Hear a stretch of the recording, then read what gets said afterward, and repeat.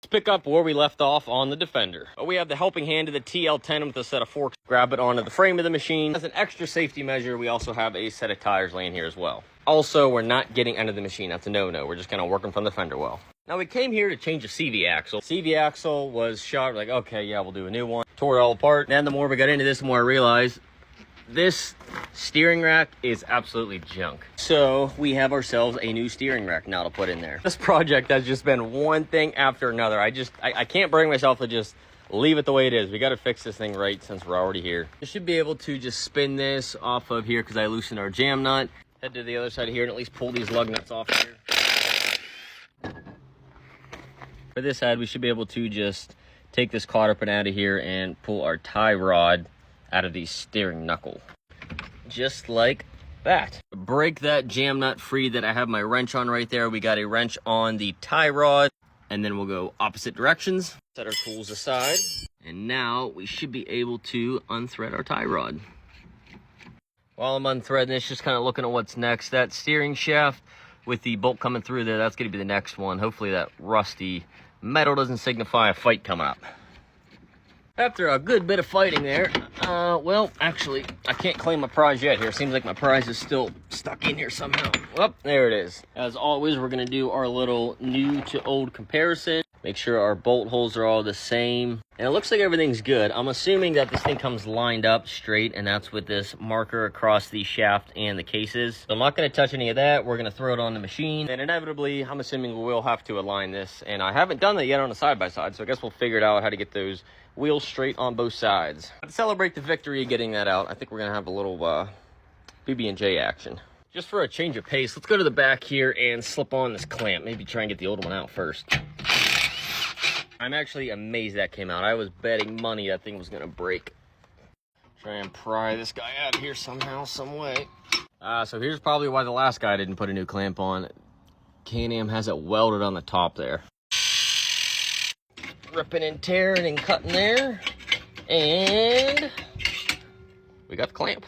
All my equipment, all the little stuff, I swear is 2-inch. So we're going to want a 2-inch lap joint. So we'll take this guy right here. I've learned through project restorations, exhaust clamps and heat wrap and all that stuff is just so nice to have on hand.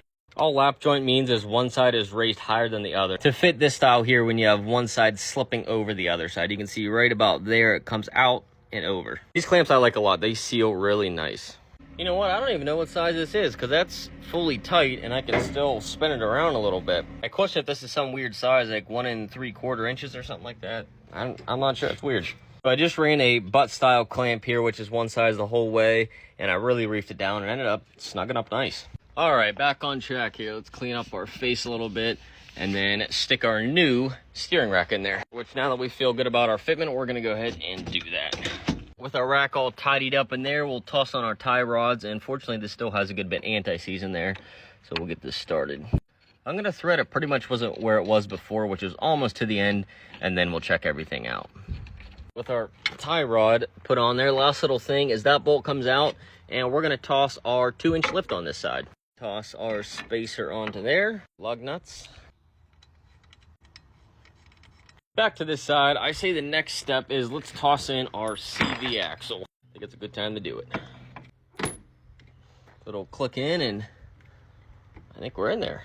They are just so much nicer to put in. If I learned anything, definitely disassembly on this stuff isn't as fun, but reassembly, things go so much smoother as per usual. Passenger side threaded on. I'm thinking next we do the steering knuckle. With 2 hands, I'm gonna pull this up and slip that lower ball joint in. CV is in, everything is tight and torqued there. Now let's put in a thing I never even needed to take out here. For some reason I took out the caliper mounting bolts to the knuckle.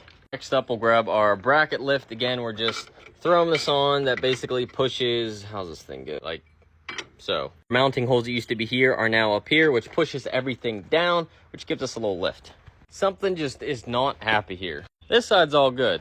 However, this side, I cannot get this thing to come up. It's like we're literally like 2, 3, almost actually 4 inches off here between where we need to be. Even when I push this guy up and in here, we're still a few inches off. And the CV gets real tight. And I'm like, what the heck's going on here? So let's at least grab this old one and just kind of throw it for measure's sake. That's kind of close enough up top. If you look down here though, we are like, if you come straight down, we're probably 2-3 inches longer, which unfortunately doesn't make sense. Well, would you look at that right there? CanAm Defender 20 to 24. That would be why it does not fit. That is very, very unfortunate. With everything else wrapped up, I guess that kind of puts us at a stopping point. I'll disassemble to get this CV out, and then I guess we'll just block it up and leave it till we have parts. So we set her down right here next to her friend. I'll get the right CV in order, and then we'll be able to wrap this side up. Then we'll be on to actually making this thing new plastics, look good. We wanted to make it functional first, then we can worry about making it looking good.